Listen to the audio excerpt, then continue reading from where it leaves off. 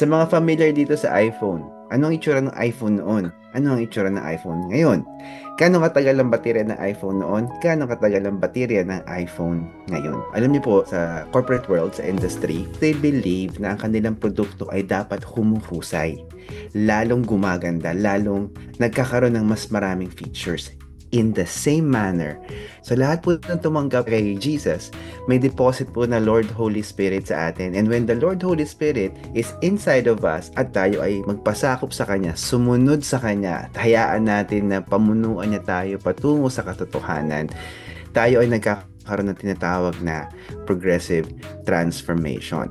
Kapag hinayaan natin si Lord Holy Spirit, dalin tayo doon sa landas na dapat na andun tayo sa panahon na nilaan niya according sa kanyang plano ng predestination natin, then we would understand new beginnings in Christ. Kung paano naman tayo maglalakad doon sa bagong buhay natin o sa pag-uumpisa natin ng pagbabago araw-araw. So when we live out the change that Christ brings, makikita natin ang sarili natin, uy, I am better today than yesterday. Mas mahusay ako ngayon kasi kahapon.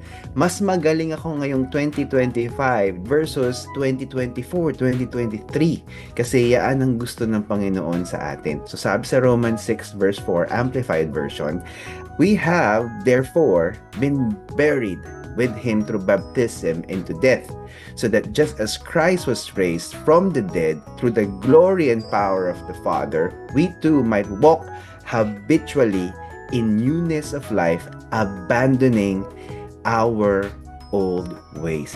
So, ang unang ginagawa kasi ng Panginoon, pinapalalim niya yung relasyon niya sa atin dahil tayo ay nagpapasakop sa Kanya, lumalapit sa Kanya, nananalangin sa Kanya araw-araw. Kaya, nasasanay tayo sa ating lakbay buhay na kaagapay natin siya.